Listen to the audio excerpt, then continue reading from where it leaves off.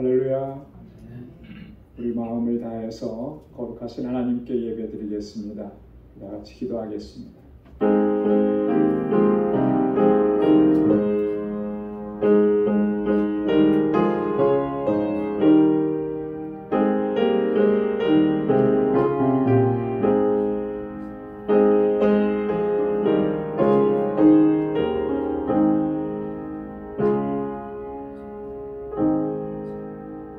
여호와를 찬송하라. 여호와는 선하시며 그 이름이 아름다우니 그 이름을 찬양하라. 여호와께서 자기를 위하여 야곱 곧 이스라엘을 자기의 특별한 소유로 택하셨음이로다. 내가 알거니와 여호와께서는 광대하시며 우리 주는 모든 신보다 높으시도다. 여호와께서 무릇 기뻐하시는 일을 천지와 바다와 모든 깊은 데서 다 행하셨도다. 아멘. 은혜가 풍성하시고 자비로우신 여호와 하나님 아버지, 오늘도 주님의 은혜 가운데 저희들을 지켜주시고 이 저녁에 하나님의 거룩하신 보좌 앞으로 다시금 불러주시며 우리 마음을 다하여 힘을 다하여 하나님을 찬양하고 예배케 하시니 감사합니다. 거룩하신 주님 앞에 서기에 부족함 없도록 우리의 허물과 죄악을 깨끗이 씻으시고 주의 보혈로 정결하게 하여 주옵소서. 다시 거룩하게 하셔서 온전한 마음으로 하나님을 예배케 하시고 오직 주님만을 찬양하게 하여 주옵소서. 우리의 예배를 받아 주옵소서. 우리 가운데 임하시고 하늘의 평강으로 덧입혀 주옵소서. 예수님의 이름으로 기원하옵나이다. 아멘. 전능하사 천지를 만드신 하나님 아버지를 내가 믿사오며 그 외아들 우리 주 예수 그리스도를 믿사오니 이는 성령으로 잉태하사 동정녀 마리아에게 나시고 본디오 빌라도에게 고난을 받으사 십자가에 못 박혀 죽으시고 장사한 지 사흘 만에 죽은 자 가운데서 다시 살아나시며 하늘에 오르사 전능하신 하나님 우편에 앉아 계시다가 저리로서 산 자와 죽은 자를 심판하러 오시리라. 성령을 믿사오며 거룩한 공예와 성도가 서로 교통하는 것과 죄를 사하여 주시는 것과 몸이 다시 사는 것과 영원히 사는 것을 믿사옵나이다. 아멘. 찬양으로 하나님께 영광 돌리겠습니다. 예수 피를 힘입어.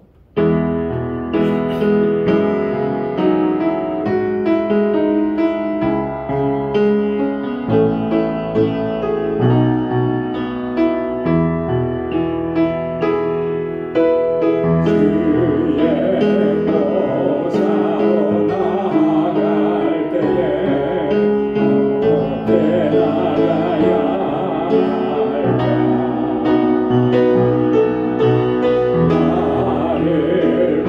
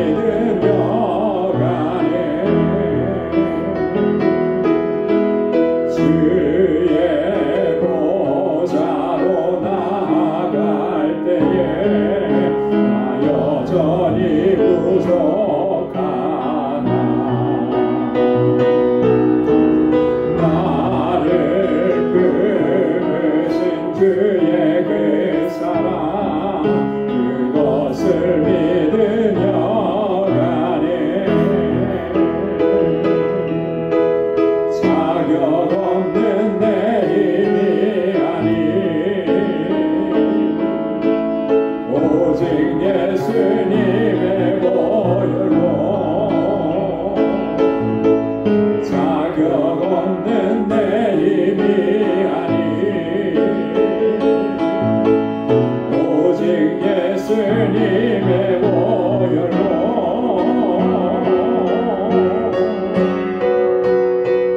십자가의 보혈 완전하신 사랑 힘입어 나갑니다.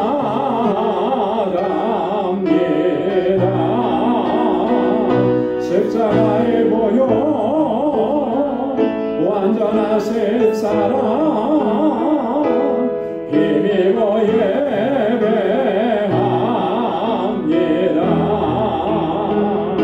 십자가의 보혈 완전하신 사랑 힘입어 나갑니다. 십자가의 보혈 완전하신 사랑 힘입어 예배합니다.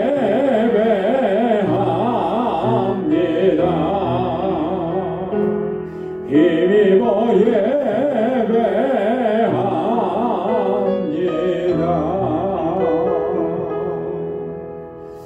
아멘.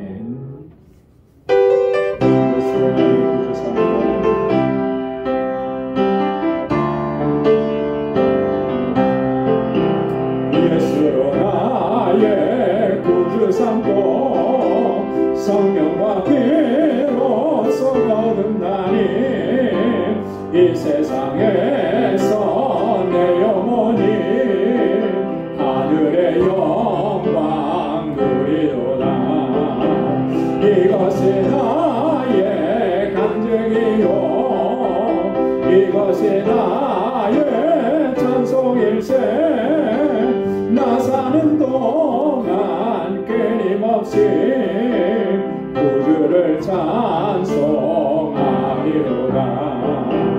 온전히 주께 맡긴 내 영 사랑의 음성을 듣는 중에 천사들 왕래하는 것과 하늘의 영광 보이로다. 이것이 나의 간증이요 이것이 나의 찬송일세.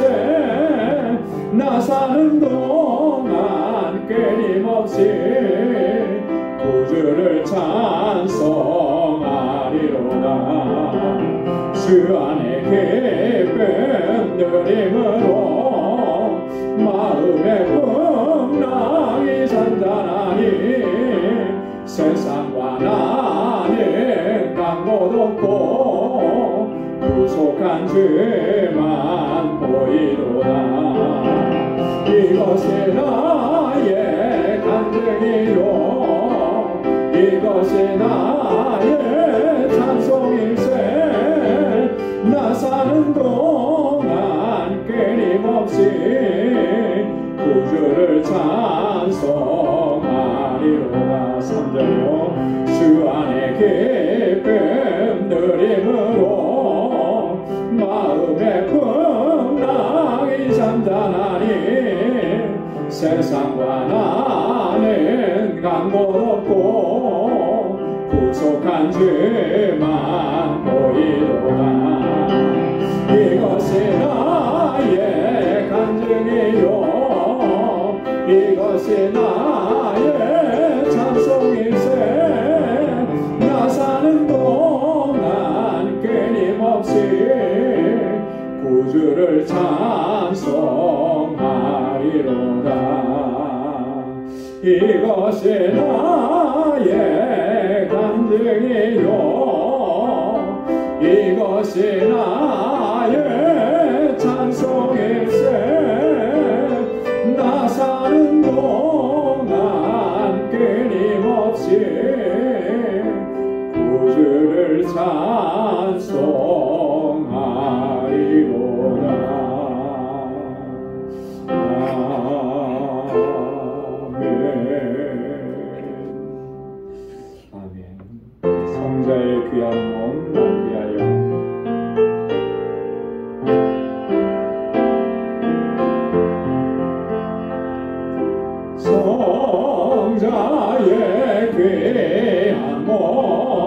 날 위하여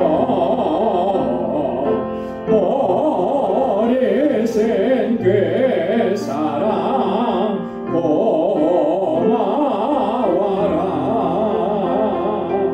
내 머리 주 앞에 소하려 하는 말 나무 주님께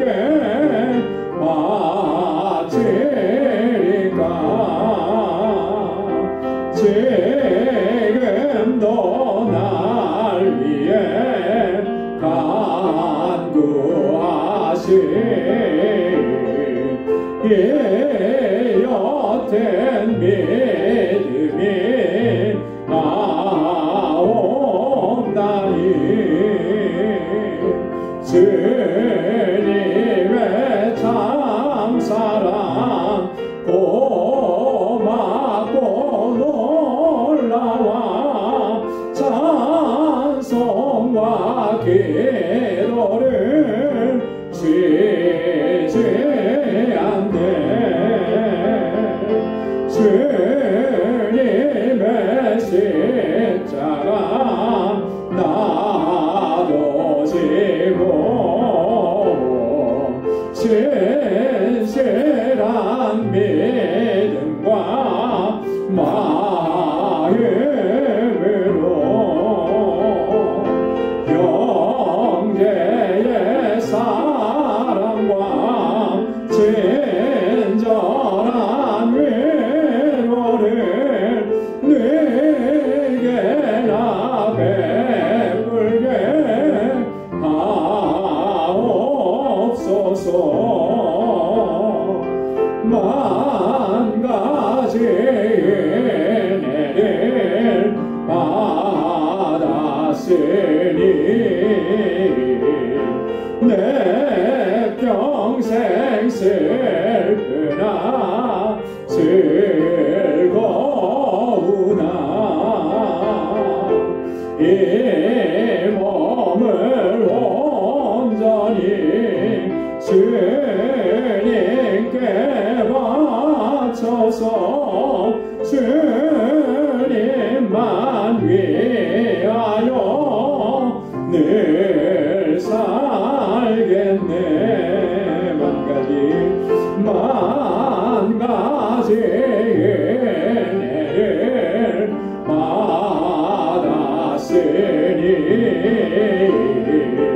내 평생 슬프나 즐거우나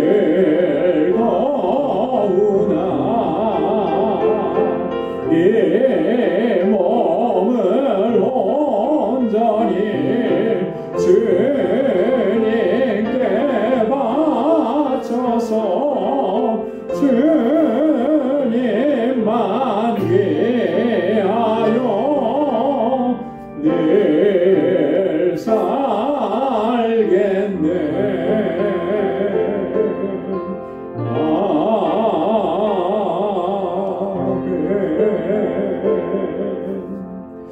아멘. 우리 이 시간 다 같이 통성으로 함께 기도하겠습니다. 우리 교회를 위해서 우리 교회에 주신 사명 잘 감당하는 우리 믿음의 공동체 되도록 사랑의 수고를 아끼지 않고 믿음의 역사를 이루어가고 영혼 구원의 사명을 잘 감당하게 하옵소서. 또 이를 위해서 세워주신 하나님의 귀한 종들, 기름 부어 세우신 우리 직분자들 한 사람 한 사람 주께서 능력으로 붙잡아 주시고 또 믿음으로 행하는 귀한 종들이 되게 하옵소서. 우리 주일학교와 유스그룹과 EM 또 교사들과 우리 전도사님 위해서 함께 기도해 주시고 또 우리 선교사님들과 선교지를 위해서 우리 알라메다 방주교회를 위해서 또 알라메다 방주교회 모든 사역자들과 선교사님 위해서 함께 기도해 주시고 또 우리 환우들을 위해서 기도해 주시고 특별히 옥현정 집사님 어머님 잘 회복될 수 있도록 그리고 주님 영접할 수 있도록 위해서 기도해 주시고 오늘 이 시간 주님 앞에 가지고 나온 우리 간절한 기도의 제목 함께 다 같이 통성으로 아뢰겠습니다. 거룩하신 아버지 하나님 감사합니다. 아버지 하나님께서 사랑하셔서 저희를 다시금 은혜의 보좌 앞으로 불러주시고 이렇게 하나님을 경배하고 찬양하고 찬양하고 예배케 하심을 감사합니다. 우리의 마음을 다하고 힘을 다하여 뜻을 다하여 오직 하나님을 예배하는 저희들 되게 하여 주옵소서. 이 땅에 사는 동안에 하나님께서 찾으시는 참된 예배자로 살게 하옵시고 거룩하신 하나님의 뜻을 분별할 수 있는 지혜를 허락해 주셔서 하나님의 기쁨이 되는 삶을 살아가기에 부족함이 없도록 인도하여 주옵소서. 이 시간 아버지 하나님 주님 앞에 간절히 우리가 마음을 갖춰야 하는 것은 하나님께서 세워주신 우리 방주교회 지난 25년 한결같은 은혜로 여기까지 이끌어주심을 감사합니다. 진정한 믿음의 공동체로 아름다운 사랑의 공동체로 오직 주님의 나라만을 소망하는 소망의 공동체로 든든하게 소개하여 주옵소서. 이 땅에 세우신 하나님의 뜻과 목적을 잘 감당해내는 믿음의 공동체가 되게 하옵시고 아버지께서 택하신 영혼들을 주님 앞으로 인도하는 이 아버지 영혼 구원의 사명을 잘 감당하게 하소서. 정말 아버지 하나님 이 세대 안에 아버지께서 택하시는 영혼들로 차고 넘치고 아버지 하나님의 스승님을 얻은 그 구원의 기쁨과 감격 속에서 하나님을 찬양하는 공동체가 되게 하여 주옵소서. 이 일들을 위해서 하나님 기름 부어 세우신 주의 종들 한 사람 한 사람 능력의 장중에 붙들어 주옵소서. 아버지 하나님 우리에게 직분을 맡겨주신 주님 앞에 충성을 다하고 헌신하게 하옵소서. 우리의 마음을 다하고 힘을 다할 수 있도록 인도하여 주시고 주님의 권능의 장중에 붙들어 주옵소서. 우리 모든 권속들이 마음과 뜻이 하나가 될 수 있도록 인도하여 주옵소서. 아버지 하나님 우리 사랑하는 자녀손들과 이곳에서 자라는 어린 신명들 우리 사랑하는 학생들 청장들을 붙잡아 주셔서 저들이 정말 하나님 이 시대에 하나님 앞에 귀하게 쓰임받는 믿음의 일꾼들이 다 되게 하시고 하나님 잘 경배하게 하시고 오직 믿음으로 살아가게 도와주시옵소서. 저희를 위해서 수고하고 애쓰는 우리 모든 교사들 우리 전도사님 능력의 장중에 하나님 붙들어 주시옵소서. 아버지 하나님 세계 곳곳에서 복음을 증거하는 우리 선교사님들 아버지 하나님 그 사역지마다 하나님 은총을 베풀어 주시고 권능으로 붙잡아 주옵소서. 성령께서 아버지 저들과 함께하여 주옵소서. 아버지 하나님 그 동토의 땅 죽음의 땅이 아버지 복음이 증거됨으로 인하여서 새 생명의 역사가 풍성하게 일어나게 하시고 우리 선교사님들 늘 강건하게 붙잡아 주시고 아버지 하나님 그 필요한 모든 것들을 채우시서 부족함이 없게 하옵소서. 우리 알라미나 방주교회 주님 세워주시고 아버지 주님의 선하신 손길로 역사하시고 인도해 주심을 감사합니다. 날로 날로 부흥하게 하옵소서. 아버지 하나님 구원의 방주로서의 사명을 잘 감당하게 하옵소서. 이 일을 위해서 세워주신 하나님 그 귀한 사역자들 길과 로레타 아버지 저들의 마음을 같이 하고 뜻을 같이 하게 하시고 아버지 하나님 이 귀한 사명을 잘 감당할 수 있도록 도와주옵소서. 우리 함께하게 하신 모든 동역자들 우리 박지만 선교사님 안혜정 선교사님 우리 장모 혼자를 아버지 하나님 붙들어 주시고 주님께서 함께 하셔서 우리가 협력하여서 하나님의 뜻을 이루어가기에 부족함이 없게 하옵소서. 우리 아버지 지체들을 위해서 기도합니다. 여러가지 고난과 환난과 인생의 질고로 아버지 하나님의 고통 중에 부러지는 사랑하는 주의 종들의 기도에 하나님의 선하신 응답으로 함께 해주시고 우리의 연약함을 아시는 주님 아버지 주의 손길로 만져주시고 치료하여 주옵시고 늘 강건케 하여 주옵소서. 우리 옥현정 목사님 어머니 아버지께서 아버지 다스려 주시고 주여 저의 마음을 만져주시고 저의 상한 몸을 아버지 치료하여 주시고 아버지 이 교회를 통하여서 하나님의 역사하심을 깨닫고 경험하고 주님 앞으로 돌아오는 놀라운 은혜가 있도록 역사하여 주시옵소서. 오늘도 이 밤에 하나님 주님 앞에 간구하고 부르짖는 주의 종들의 기도마다 아버지 하나님 선하신 응답을 허락해 주셔서 매일매일의 삶이 하나님 주님의 은혜 가운데 주님의 임재 가운데 승리하는 삶이 되게 하옵시고 아버지 하나님 오늘도 주의 귀한 말씀으로 우리를 새롭게 하여 주옵소서. 모든 감사와 영광 아버지 앞에 올려드립니다. 예수님의 이름으로 간절히 기도드리옵나이다. 아멘. 할렐루야. 선하신 응답을 허락해 주실 줄로 믿습니다. 오늘 함께 묵상할 하나님 말씀 우리 함께 교독하겠습니다. 에베소서 3장 1절로 7절 말씀입니다. 에베소서 3장 1절에서 7절까지 말씀 한 절씩 교독하겠습니다. 이러함으로 그리스도 예수의 일로 너희 이방을 위하여 갇힌 자 된 나 바울은 너희를 위하여 내게 주신 하나님의 그 은혜의 존재를 너희가 들었습니다. 곧 계시로 내게 비밀을 알게 하신 것은 내가 이미 대강 기록함과 같으니 이것을 읽으면 그리스도의 비밀을 내가 알게 하신 것을 너희가 아시리라.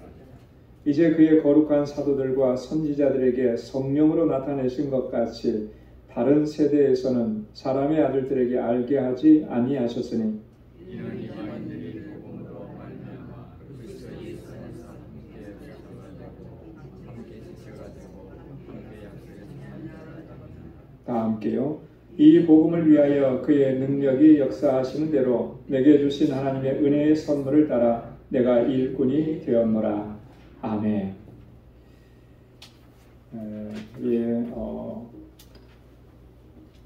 사도 바울은요, 우리가 지난주까지 말씀을 같이 묵상했던 그 앞부분에서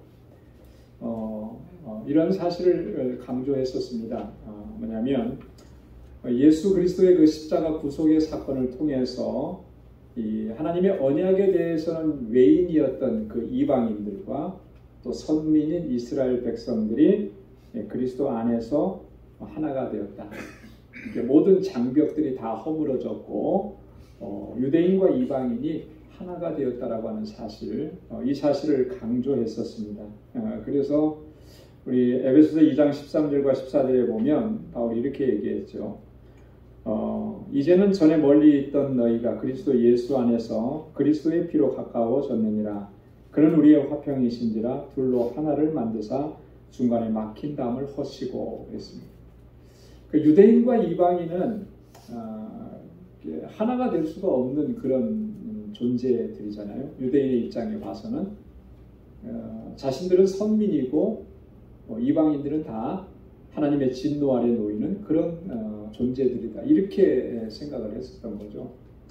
그러니까 유대인과 이방인이 하나가 된다라고 하는 것은 이 굉장히 그 유대인들의 입장에서 봐서는 받아들이기가 힘든 거예요. 마치 미국에 우리 그 인종차별이 있어서 흑인들과 백인들이 분리가 되던 그런 시절이 있었잖아요. 그게 불과 몇십 년 전의 일이거든요. 그죠? 제가 한 그 사진을 하나 봤는데 그게 한 뭐 그 시대쯤인 것 같아요. 60년대 뭐 그 정도, 60년대, 70년대 정도 된 사진인 것 같은데요. 그 흑인 어떤 학생이 대학에 진학을 한 거예요. 그런데 강의실 사진을 찍어놨는데 다 백인이고 그 사람만 흑인이더라. 자리를 분리시켜 놓은 거예요. 백인들의 자리는 다 이렇게 있고 흑인인 이 사람은 한쪽 구석에 저기 가서 잘 보이지도 않는 곳에다 거기다 책상 놓고 거기서 공부하게 한 거예요. 이런 일이 있었어요. 지금도 사실은 이 미국에서는 이런 인종적인 차별이 아직도 없어지지 않고 있잖아요. 근데 이게 하나가 된다는 게 그만큼 어려운 거죠. 이것보다 더 어렵고 받아들이기 힘든 게 유대인들의 입장에서 봤을 때 이방인들과 하나가 된다라고 하는, 이거는요 도저히 받아들일 수가 없는 거예요. 자, 그런데 바울은 지금 그걸 얘기하는 거잖아요. 어떻게 그런 일들이, 어떻게 이렇게 놀라운 일들이 일어났는가? 그건 바로 예수 그리스도의 피, 구속의 역사로 말미암아 그렇게 되었다라고 하는 거예요. 복음이 가지는 능력인 거죠. 복음은 모든 장벽들을 다 허무는 것입니다. 가로막혀 있었던 그 장벽이 단지 그 인종적인 그런 장벽뿐만 아니라 어떤 사회적인 그런 구조 안에서의 장벽도 다 허물어서 그리스도 안에서 하나가 되게 하십니다. 그게 복음의 능력인 거죠. 그럼에도 불구하고 이 공동체 안에서 뭔가로 인해서 장벽이 생긴다. 그러면 그 공동체는 복음을 잘못 이해하고 있는 거예요. 좀 더 시리어스하게 얘기하면 예수 잘못 믿고 있는 거죠. 교회 안에 여전히 차별이 존재하고, 교회 안에 여전히 담이 존재하고, 교회 안에 여전히 분리가 존재한다면 그건 예수 잘못 믿고 있는 거죠. 그 공동체가 잘못 가고 있는 거예요. 이걸 우리가 바로 알아야 된다라고 하는 것입니다. 자, 오늘 본문에서는 이 사도 바울이요, 약간 간증 형식을 빌어서 몇 가지 주제를 얘기합니다. 근데 그 주제를 보면 하나님의 은혜의 경륜에 대해서 얘기합니다. 2절에 보면 하나님의 은혜의 경륜. 그리고 3절에 보면은 계시로 비밀을 알게 하셨다라고 하는 사실을 이야기해요. 그리고 4절에 보면 그리스도의 비밀을 깨달은 것을 바울이 강조합니다. 이 그리스도의 비밀이라고 하는 게 뭐냐라고 하는 거 우리가 같이 이따가 살펴보겠습니다. 그리고 하나님의 은혜의 선물에 따라서 자신이 일꾼이 되었다. 자신이 일꾼이 된 것은 하나님의 은혜의 선물이다라고 하는 거 7절에서 그렇게 강조하죠. 그래서 이 본문 1절부터 7절까지 우리가 키워드를 몇 가지 찾는다 그러면 이 정도 얘기해 볼 수가 있을 것 같아요. 경륜이라는 단어, 경륜. 경륜이라고 하는 단어가 뭘 의미하는가 이따가 한번 살펴보겠습니다. 또 그리고 계시라고 하는 말, 계시가 뭔가. 우리 신앙생활 하면서 계시라는 말을 참 많이 듣고 사용했는데 이 계시가 정확하게 어떤 의미인가. 또 그리고 세 번째 키워드는 은혜라고 하는 거죠. 은혜. 그렇죠? 우리 믿음 생활에 있어서 가장 중요한 키워드 은혜입니다. 이 은혜로 우리가 구원받았고 오늘 지금도 살아가고 있는 것은 은혜로 인해서 살아가고 있는 거죠. 자, 그러면 이 세 가지 키워드를 생각하면서 오늘 본문의 말씀을 우리가 한 절씩 같이 살펴보도록 하겠습니다. 자, 1절에 보면 자, 이러함으로 그리스도 예수의 일로 너희 이방을 위하여 갇힌 자 된 나 바울은. 자, 바울이 지금 자신의 어떤 정체성과 또 자신의 지금 상황을 이렇게 한 줄로 설명을 했습니다. 자, 그리스도 예수의 일로 너희 이방을 위하여 나는 지금 갇혀 있다라고 이야기하는 거죠. 여기에 보면은 바울이 사도로서 어떤 사역을 감당했는지를 우리가 알 수가 있어요. 여러분, 바울은 이방인의 사도로 부름을 받은 사람입니다. 그죠? 하나님께서 바울을 택하셔서 복음을 증거하실 때 그가 복음을 전해야 될 대상들은 유대인들이 대상이 아니었고 이방인들이 대상이었던 거예요. 그래서 사실은 바울은 예루살렘과 유대 땅 안에서 복음을 증거한 게 아니라 바울의 1차, 2차, 3차 그리고 마지막 로마로 호송되어 갈 때까지 그의 선교지는 전부 다 유대인들의 입장에서 보면 어디였습니까? 다 이방인 지역이었죠. 소아시아 지역에서 먼저 복음을 전하고 그 다음에는 성령의 지시하심을 받고 어디로 건너갑니까? 마게도냐 지역으로, 유럽 지역으로 건너가는 거예요. 그리고 나서 마지막에 어디까지 가요? 로마까지 가죠. 사실 바울의 이 비전은 어디까지 가는 거였습니까? 바울의 비전은 어디까지 가는 것이죠? 땅끝, 땅끝인데 성경에 보면 바울이 어디까지 가서 복음을 전하겠다고 계획했던 적이 있었어요. 그 장소가 어딜까요? 이거는 알고 계셔야 돼요. 네? 로마는 갔죠. 죄수의 몸으로 갔어요. 근데 바울이 정말 가고 어디까지 가서 바울이 당시에 땅끝이라고 생각했던 곳, 유럽에서 땅끝이라고 생각하는 건 어디일까요? 제가 열심히 배우고 있는 이 말 스페인. 성경에는 뭐라고 했죠? 서바나라고 했죠. 서바나. 옛날에는 서바나라고 이렇게 불렀어요. 그래서 스페인어 학과도 서바나 학과 뭐 이랬거든요. 서바나까지 가서 복음을 증거하는 것이 바울의 비전이고 꿈이고 계획이었어요. 그래서 이 스페인을 보면은 스페인 그렇잖아요, 그죠? 지중해와 대서양 끝에 이제 그 스페인이 존재하잖아요. 그러니까 그 땅, 거기가 땅끝이라고 생각을 한 거죠. 거기까지 가서 내가 복음을 증거해야 되겠다. 그러니까 이방인의 지역이라면 어디든지 가서 복음을 전하고자 하는 것이 이제 바울의 그런 어떤 결단이었다라고 하는 거죠. 이 이방인을 위해서 갇힌 거예요. 그리스도 예수의 일로. 여러분, 그리스도 예수의 일이라는 게 뭐죠? 한마디로 얘기하면 복음이잖아요. 복음. 그리스도 예수의 일, 그리스도 예수께서 하신 일, 그게 복음인 거예요. 그죠? 이 땅에서 말씀을 전하시고 또 이 땅에 사시는 동안에 그 함께 하신 사람들, 예수님의 말씀과 예수님께서 행하신 모든 일들, 그게 다 복음인 거예요. 십자가에 달려 돌아가시고 죽으신 사건만이 복음인 것이 아니라 예수님의 삶 전체가 다 복음인 거죠. 그래서 예수 그리스도의 일이라고 하는 것은 복음이라고 하는 걸 얘기하는 거예요. 이 일을 이방에 전하기 위해서 당연히 이방인의 사도로 부름을 받았으니까. 자, 근데 나는 지금 갇혀 있다라고 하는 거죠. 지금 에베소서를 쓸 당시에 바울의 상황은 옥에 갇혀 있는 거예요. 옥에 갇혀 있는. 바울이요 복음을 증거하다가 참 핍박과 박해도 많이 받았고요. 그리고 옥에도 참 여러 차례 갇혔습니다. 로마에 간 것도 사실은 죄수의 몸으로 간 거예요. 물론 로마에서는 뭐 지금 일반적인 의미로의 그 감옥 철창이 있는 그런 데 갇힌 건 아니지만 가택연금 상태에 있었잖아요. 갇혀 있었거든요. 재판을 받을 때까지. 네, 그런 상황 속에서도 바울은 복음을 전하는 일을 멈추지 않은 거죠. 자신이 직접 가지 못하는 곳에서는 다 어떻게 했습니까? 편지를 써서 보낸 거예요.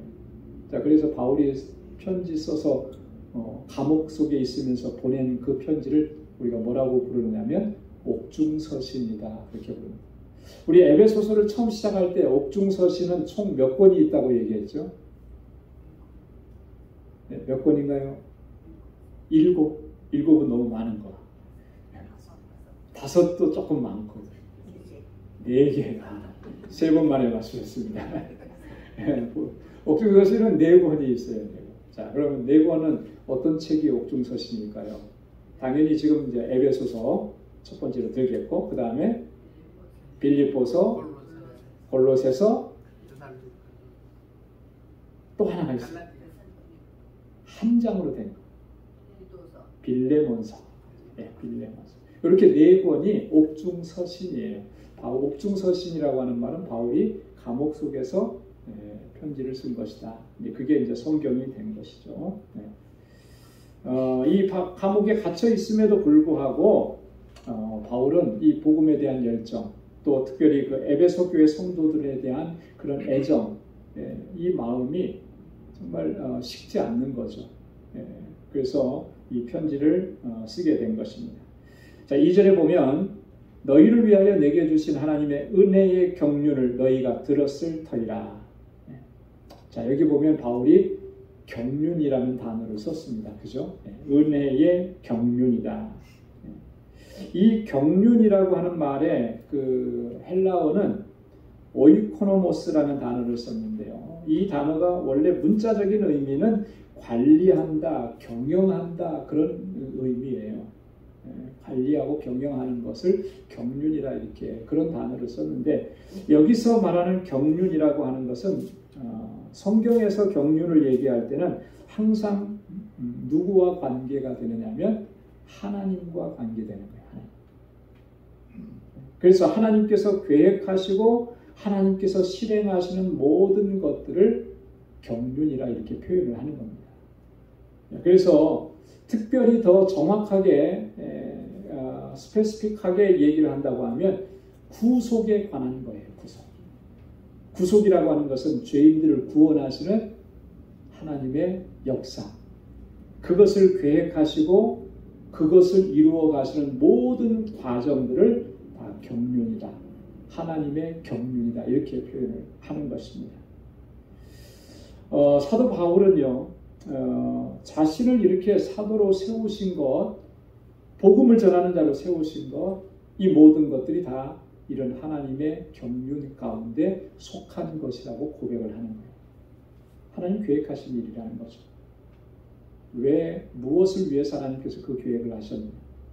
죄인들을 구원하시기 위해서, 복음을 전하게 하시고, 그렇게 해서 한 영혼이라도 하나님께 택하신 영혼들을 주님 앞에 생명으로 나오게 하는 이 일을 위해서 사도 바울을 불러서 그 일을 감당하게 하신 것, 이게 하나님의 놀라우신 경륜이다 이렇게 설명을 하는 것입니다. 자, 그런데 은혜의 경륜이다 이렇게 얘기했습니다. 은혜의 경륜. 은혜의 경륜. 어떤 의미입니까?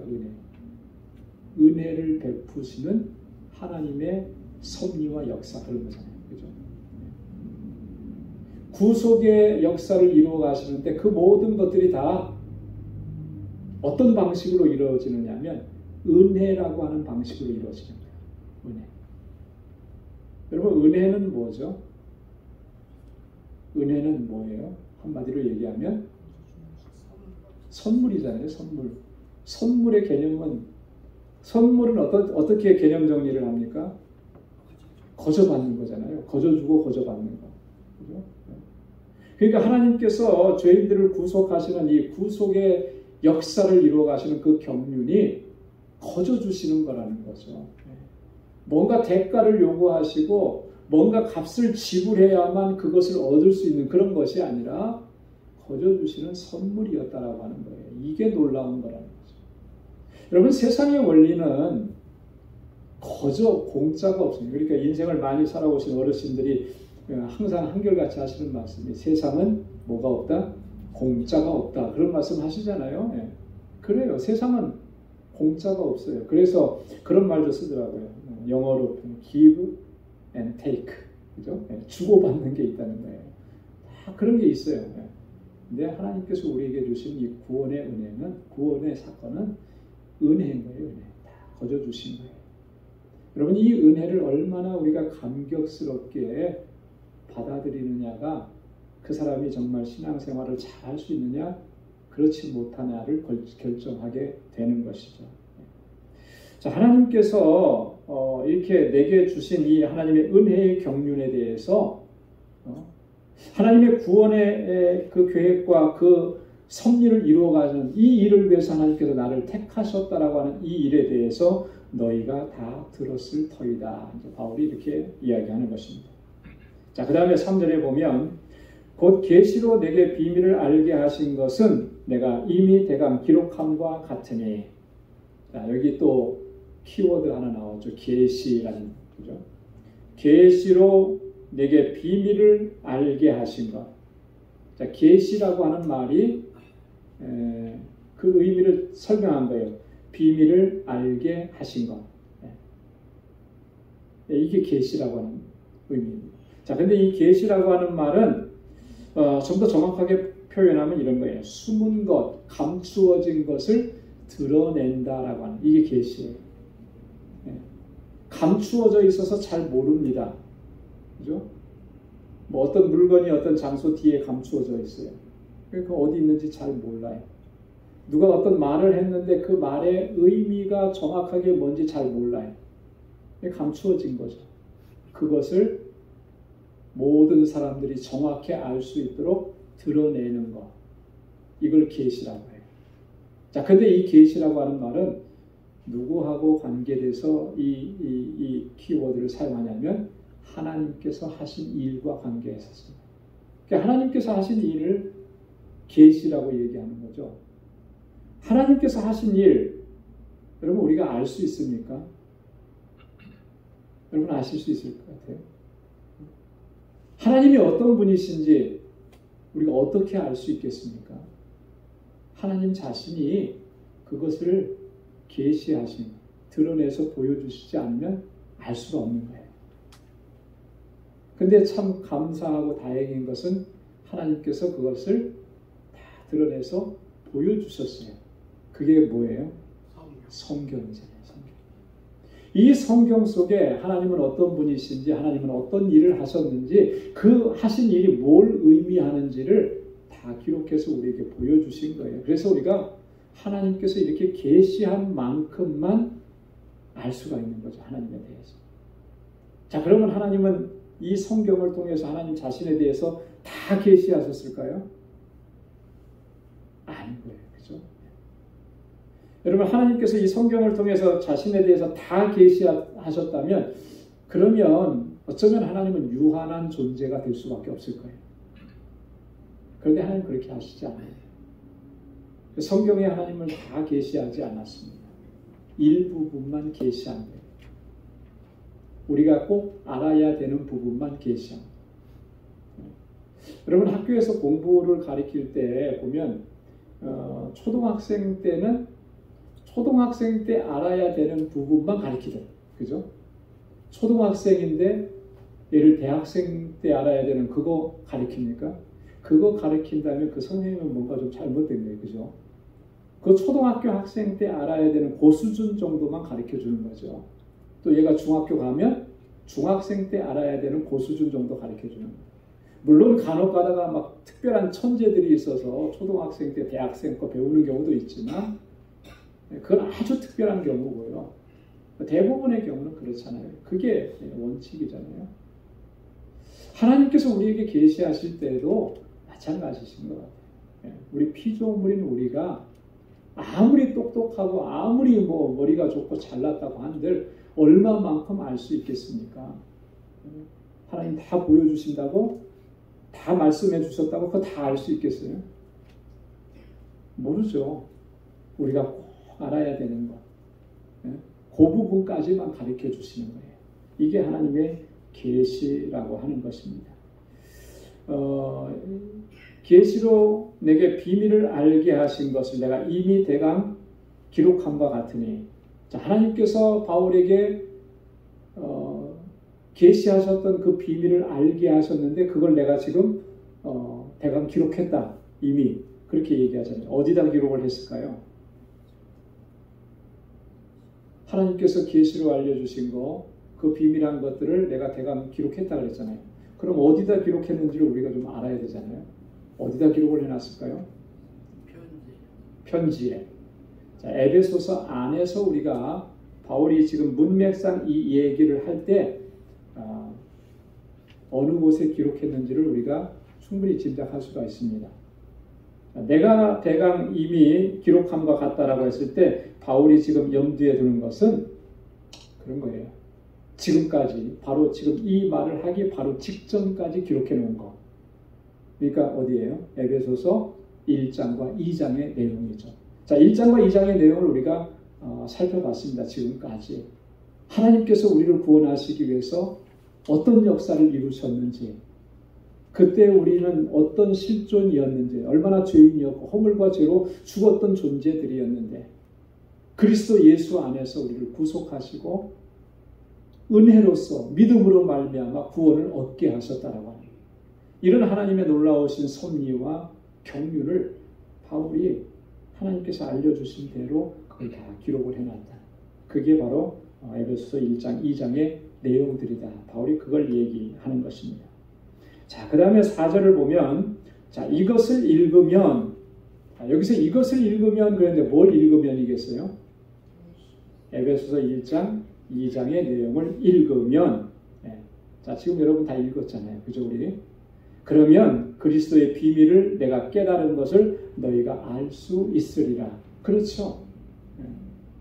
그리스도의 비밀을 내가 깨닫고 깨달은 그것을 이렇게 기록을 해놓은 거잖아요. 그러니까 내가 그리스도의 비밀을 깨달은 것을 여러분들이 다 알게 될 것입니다.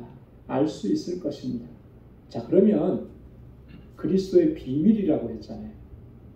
그리스도의 비밀이라고 하는 것은 그리스도를 통해서 감추어져서 비밀스럽게 행하셨던 그 일들을 얘기하는데 그게 과연 뭘까? 바울은 지금 뭘 염두에 두고 바로 이런 일을 설명하고 이야기하는 것이겠습니까? 자, 앞전에서 제가 처음 시작할 때 이 에베소서 2장 11절 이하에서 바울이 강조한 사실이 있다고 그랬어요. 뭘 강조했다고 그랬죠? 바울이 강조한 것은 예수 그리스도의 복음으로 말미암아 이방인과 유대인이 하나가 되었다. 그죠? 하나가 되었다. 모든 그리스도께서 모든 장벽을 다 허물어 버리시고 그리스도 안에서 하나가 되게 하셨다. 이걸 강조했다고 했잖아요. 이 그리스도의 비밀이라고 하는 것이 바로 이것을 이야기하는 거예요. 그리스도를 통해서 이 놀랍고 비밀한 이 일들이 이루어졌다라고 하는 것. 그것을 깨닫게 하셨다라고 하는 것. 그래서 기록했다라고 하는 것. 이것을 여러분들이 알 것이다. 이 복음의 비밀을 알게 된 것이죠. 그걸 이야기하는 거예요. 여러분, 이 복음에 대해서, 말씀에 대해서 정말 바로 깨닫는 거, 이게 너무나 중요합니다. 그렇죠? 바울은 지금 하나님의 주시는 은혜로 하나님의 경륜과 하나님께서 행하셨던 그 모든 일들을 깨달은 것을 지금 증거하고 전하고 있잖아요. 오늘 이 시대를 살아가는 우리도 우리 신앙생활하면서 이 복음에 대해서, 하나님의 말씀에 대해서 바로 깨닫는 것, 바르게 깨닫는 것, 이게 너무나 중요합니다. 이 복음을, 말씀을 바르게 깨닫지 못하면 정말 심각한 문제가 발생을 하는 거예요. 어느 정도 심각하냐면요. 예를 들면 이런 거예요. 예수님 당시 예수님을 대적했던 사람들이 어떤 사람들이었습니까? 동네 깡패들이 예수님을 대적하지 않았어요. 그죠? 요즘식으로 말하면 무슨 마피아 조직이나 갱단들이 예수님을 대적하지 않았습니다. 예수님을 대적하고 핍박했던 사람들이 누구였습니까? 당시 종교 지도자들이에요. 그죠? 누구보다도 율법을 잘 안다고 자부했던 사람들, 바리새인들, 제사장들, 서기관들, 율법사들, 이런 사람들이 예수님을 대적했잖아요. 자, 이런 사람들의 특징이 뭐냐면 이 사람들은 자신들이 율법을 가지고 있고 율법에 대해서는 우리가 최고다 이렇게 자부하던 사람들이잖아요. 자, 그런데 예수님을 핍박합니다. 결국은 예수님을 십자가에 달려 돌아가시게 했어요. 율법을, 하나님의 말씀을 누구보다 잘 아는데 이 하나님의 말씀을 잘못 아니까, 깨닫지 못하니까 어떤 결과를 초래한 거예요? 메시아로 이 땅에 오신 메시아를 죽이잖아요. 이런 일이 벌어지는 거예요. 하나님의 말씀을 잘못 이해하고 잘못 깨달으면 그 잘못 깨달은 것으로 인해서 자기도 죽을 뿐만 아니라 다른 사람도 죽일 수가 있는 거예요. 이게 굉장히 위험한 거예요. 그렇지 않습니까? 그렇기 때문에 하나님의 말씀을 어떤 형태로든지 하나님의 말씀을 전하는 사람들은 바로 이 부분을 정말로 조심해야 하는 거죠. 아무렇게나 함부로 내가 하나님의 말씀을 깨달았다고 내가 이게 하나님의 말씀이 말하는 바라고 진리라고 함부로 얘기해서는 절대 안 되는 거예요. 그것처럼 위험한 게 없는 거죠. 여러분, 우리가 하나님 앞에 늘 기도할 때 말씀을 읽고 묵상하면서 성령께서 나로 하여금 하나님의 말씀을 바르게 깨달을 수 있도록 성령께서 조명해 주시고 내 안에서 역사해 달라고 그렇게 기도하면서 구하면서 하나님의 말씀을 묵상하고 또 하나님의 말씀을 붙잡고 살아가는 우리 모두가 될 수 있기를 주님의 이름으로 축원합니다. 자, 그 다음에 5절 말씀에 보면 이제 그의 거룩한 사도들과 선지자들에게 성령으로 나타내신 것 같이 다른 세대에서는 사람의 아들들에게 알게 하지 아니하셨으니, 자, 그의 거룩한 사도들과 선지자들에게 성령으로 나타나셨다. 여러분 보면 선지자들과 사도들, 당시 초대교회 당시에 교회에 있는 그런 직분들이거든요. 자, 그런데 그 앞에 수식어가 하나 붙었습니다. 어떤 선지자들이에요? 거룩한 선지자라고 하는 거죠. 거룩한 선지자. 이 거룩하다라고 하는 이 표현이 의미하는 바가 뭐겠습니까? 바로 이 사도와 선지자라고 하는 이 직분이 하나님께로부터 온 것이다라고 하는 걸 얘기하는 거예요. 그만큼 신성한 직분이다라고 하는 것을 이야기하는 것이죠. 근데 이 거룩한 사도들과 선지자들에게 무엇으로 나타나셨다 그랬냐면 성령으로 나타나셨다. 성령으로. 여러분, 성령께서 이 선지자들과 사도들에게 나타나셔서 하나님의 복음의 비밀을 깨닫게 하신 거예요. 그래서 그 하나님의 말씀을 전하게 하신 거죠. 여러분, 이 성령께서 이렇게 역사하시는 것을 우리가 기억해야 하는 것입니다. 여러분, 우리가 에베소서 말씀을 우리가 앞에 또 읽었었는데요. 바울이 에베소 교회 성도들을 위해서 기도했던 장면을 우리가 기억합니다. 그 1장 17절에 보면 바울이 이렇게 기도했습니다. 우리 주 예수 그리스도의 하나님 영광의 아버지께서 지혜와 계시의 정신을 너희에게 주사 하나님을 알게 하시고, 바울이 지금 에베소 교회 성도들을 위해서 기도하는데 그 첫 번째 기도 제목이 이거예요. 지혜와 계시의 정신을 너희에게 주셔서 하나님을 바로 알게 하시고, 이걸 다른 말로 표현하면 성령께서 저희들 가운데 역사하셔서 하나님을 바로 알게 해 주십시오. 이 기도거든요. 그게 지혜와 계시의 정신은 성령을 통해서 하나님께서 역사하시는 것입니다. 자, 우리가 디모데후서 3장 16절에 보면 사도 바울이 이 성경이 어떻게 기록되어 있는지를 아주 단순 명료하게 이렇게 설명을 했습니다. 모든 성경은 하나님의 감동으로 된 것을. 여러분, 이 하나님의 감동으로 됐다라고 하는 이 말이 성령의 역사하심으로라고 하는 말이에요. 자, 그러니까 성경이 하나하나 쓰여질 때 그 성경은 물론 사람의 손으로 쓰여졌습니다. 그러나 성령께서 그를 감동시키셔서 하나님의 말씀을 적게 하신 거죠. 자, 그래서 누구가 어떤 사람이 무슨 글을 썼다고 해서 그게 다 성경이 되는 건 아니에요. 성령의 감동하심을 입은, 하나님의 감동하심을 입은 그 사람을 통해서 하나님은 성경을 쓰게 하신 거예요. 성경을 쓰실 때 성령께서 역사하시고, 성경이 기록될 때뿐만 아니라 또 성령은 또 언제 역사하십니까? 우리가 하나님의 말씀을 읽고 묵상할 때, 그죠? 하나님의 말씀을 연구할 때 성령께서 우리 안에서 역사하셔야만 그 성경에 기록되어져 있는 하나님의 뜻, 하나님의 목적하신 것, 이걸 바르게 이해할 수가 있는 거예요. 그래서 우리가 성경을 읽을 때마다 항상 하나님 앞에 먼저 기도해야 될 것, 성령의 조명하심을 허락해 주십시오. 그래서 이 말씀의 의미를 바로 깨닫게 해 주십시오. 우리가 그 기도는 꼭 빠지지 말아야 됩니다. 성경을 읽을 때마다 항상 그 기도는 해야 돼요. 그렇게 성령의 조명하심을 구하지 않으면 성경을 자기 마음대로 해석하기가 쉬운 거예요. 자기 생각대로. 이런 상황이 됐으니까 요 상황이 이게 딱 맞는 것 같아. 그냥 상황적으로 그렇게 성경을 자의적으로 해석해요. 이것처럼 위험한 게 없다라고 합니다. 하나님의 인도하심과 성령의 조명하심을 항상 구하면서 하나님의 말씀을 더 깊이 묵상할 수 있는 우리 모두가 될 수 있기를 소망합니다.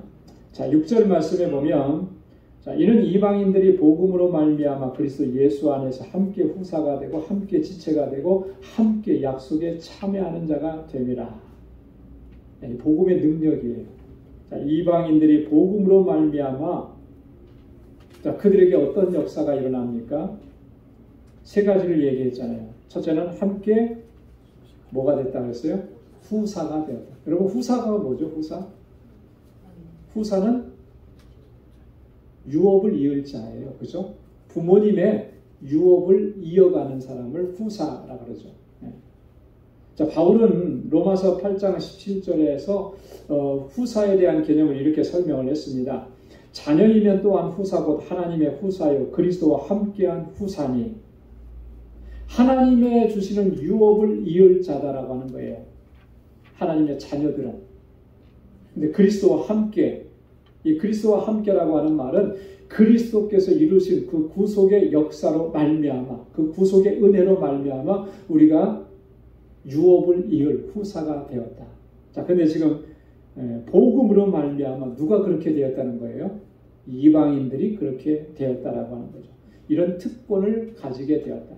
그리스도와 함께한 후사가 되었다는 건 특권에 대한 얘기죠. 그 다음에 두 번째는 어떻게 됐다고 그랬습니까? 함께 지체가 되고, 그죠? 함께 지체가 되고, 지금 그들의 상태를 이야기하는 것입니다. 누구와 함께 지체가 됐습니까? 이방인들이 누구와 함께 지금 지체가 된 거예요? 하나님의 택함을 입은 사람들과 함께예요. 함께 지체가 된 거예요. 에베소서 2장 22절에 보면 너희도 성령 안에서 하나님의 거하실 소소가 되기 위하여 그리스도 예수 안에서 함께 지어져 가느니라. 함께 지어져 가는, 함께 지체가 되게.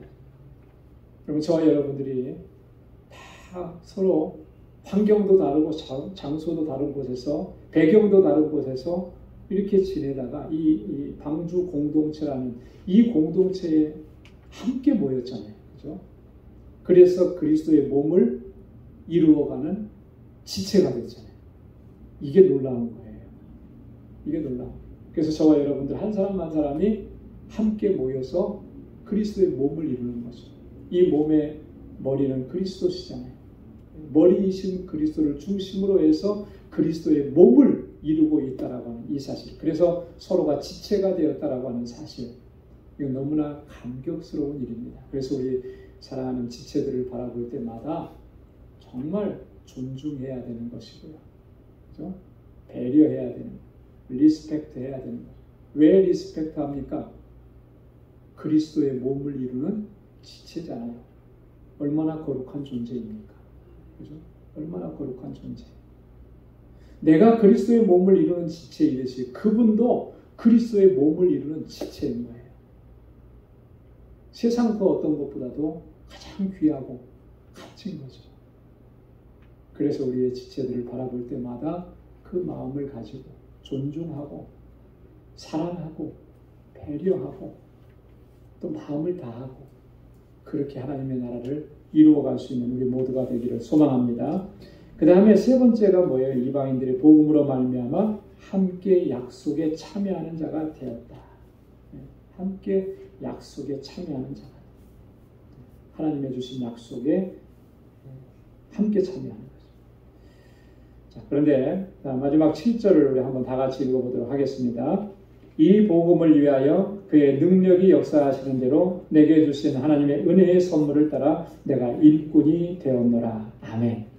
자, 바울은 지금 자신이 일꾼이 되었다라고 이렇게 선언합니다. 무엇을 위해서예요? 이 복음을 위해서. 복음을 전하는 일을 위해서 내가 이 복음의 일꾼이 되었다. 이렇게 고백합니다. 자, 그런데 바울이 이 복음의 일꾼이 되었는데 복음의 일꾼이 되게 하신 그 과정을 보면요. 이 특별함이 두 가지가 있습니다. 첫째는 그의 능력에 역사하시는 대로, 그리스도의 능력으로 역사하시는 대로. 그래서 그 그리스도의 능력의 역사로 말미암아 내가 일꾼이 되었다. 여기는 중요한 의미가 있잖아요. 바울 자신이 그리스도의 복음의 일꾼이 된 것은 전적인 하나님의 능력의 역사라고 하는 거예요. 그렇지 나의 자신에게서는 아무런 근거를 찾을 수 없다라고 하는 그런 고백인 거죠. 하나님께서 나를 택하시고 부르시고 이 자리에 세워주신 것은 전적인 하나님의 능력의 역사지 내 안에 무슨 조그마한 그런 가능성이 있어서 그 가능성 때문에 내가 이렇게 하나님의 일꾼으로 세움을 입은 건 아니다라고 하는 거죠. 우리가 교회 안에서 직분을 감당할 때 이 사실을 꼭 기억해야 합니다. 내가 어떤 직분을 받았든지 간에 내 안에 어떤 그래도 남들보다 뛰어난 가능성 그것 때문에 하나님께서 나를 세워주신 게 아닙니다. 그렇게 만약에 조금이라도 생각한다면 그건 직분을 잘못 이해하는 것이죠. 나를 직분자로 세워주신 거 누가 세워주신 겁니까? 하나님께서 세워주신 거잖아요. 하나님께 가능성이 있고 하나님께 능력이 있기 때문에 하나님께서 만들어 가시기 때문에 하나님께서 만들어 가시려고 사용하시려고 그렇게 하나님의 능력으로 세워주신 거죠. 내 능력 보시고 세워주신 거 아니거든요. 그렇기 때문에 우리가 하나님 앞에서 직분을 감당할 때마다 뭘 의지해야 되겠습니까? 하나님의 능력을 의지해요. 그렇죠? 나 같은 자를 세우신 그 하나님의 능력을 의지해요. 그래서 바울이 디모데전서 1장 12절 13절에서 그렇게 고백했지 않습니까? 나를 능하게 하신 그리스도 예수 우리 주께 내가 감사함은 나를 충성되이 여겨 내게 직분을 맡기시니 내가 전에는 회방자요 핍박자요 포행자였으나 도리어 긍휼을 입은 것은 내가 믿지 아니할 때에 알지 못하고 행하였습니다. 나는 전에 포행자고 회방자고 핍박자였는데 그런 나를 택하셔서 충성되게 여겨주시고 내게 직분을 맡겨주셨다. 바울은요 평생토록 이 생각을 가지고 주님의 주신 사명을 감당한 거예요. 이게 딱 한순간 어느 한순간의 고백으로 끝나버린 게 아니라 그가 죽는 그 순간까지 이 고백을 가지고 있었던 것이죠. 그랬기 때문에 그가 그 위대한 사역을 감당하고도 그 마음이 높아지지 않았던 것. 다른 곳에서 바울은 그렇게 설명했잖아요. 내가 자고하지 않게 하시기 위해서 하나님께서 나에게 육체의 가시를 허락해 주셨다. 그죠? 내가 날마다 나를 쳐서 어떻게 한다고요? 복종케 한다라고 하는 거예요. 바울도 끊임없이 그거 갖고 싸운 거죠. 싸운 거. 근데 그 싸움에서 승리할 수 있었던 것은 바로 이 고백이 있었기 때문에 그런 거죠. 나는 포행자고 핍박자고 회방자였는데 이런 나를 하나님께서 택하셔서 내게 직분을 맡겨주셨다. 자, 그러니 그 마음이 높아질 수가 없는 거죠.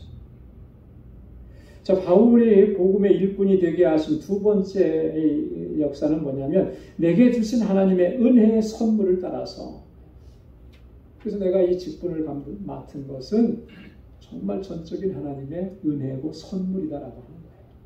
하나님의 선물이고 은혜라고. 그래서 디모데전서 1장 14절에도 바울이 또 그렇게 고백하죠. 우리 주의 은혜가 그리스도 예수 안에 있는 믿음과 사랑과 함께 넘치도록 풍성하였도다. 할렐루야. 주님의 은혜가 넘치도록 풍성했다라고 하는 거예요. 그 은혜로 내가 이 직분을 맡아서 감당하게 되었다. 여러분, 우리가 바울이 고백했던 이 고백을 가지고 주님 부르시는 그날까지 우리에게 맡겨주신 이 직분과 복음 전하는 이 사명을 잘 감당할 수 있는 우리 모두가 될 수 있기를 주님의 이름으로 축원합니다. 기도하겠습니다. 은혜가 풍성하시고 자비로우신 아버지 하나님 감사합니다. 오늘도 이 저녁에 하나님 저희들을 사랑하셔서 주님 앞에 불러주시고 하나님의 귀한 말씀을 또 들려주시고 하나님 깨닫게 해주시고 다시 결단할 수 있도록 은혜 주심을 감사합니다. 사도 바울이 복음을 위해서 하나님 앞에 일꾼으로 부름을 받은 것, 이건 전적인 하나님의 능력의 역사고 하나님의 은혜임을 고백했던 것처럼 저희들도 하나님 이 고백으로 주님 앞에 설 수 있도록 인도해 주옵소서. 오직 주님의 능력만 의지하고 주님의 도우심을 구하고 그렇게 주신 사명을 주님 오시는 그날까지, 하나님께서 우리를 부르시는 그날까지 잘 감당할 수 있는 우리 모두가 되게 하여 주옵소서. 이제는 우리 주 예수 그리스도의 무한하신 은혜와 하나님 아버지의 크고 놀라우신 사랑과 성령의 위로 교통 충만하심의 역사가 하나님의 은혜에 감사해서 주님 부르시는 그날까지 충성을 다하기로 주님 앞에 결단하는 우리 방주의 모든 믿음의 권속들과 저들의 가정과 직장 생업의 터전 위에 이제로부터 영원까지 함께 하시기를 간절히 축원하옵나이다. 아멘.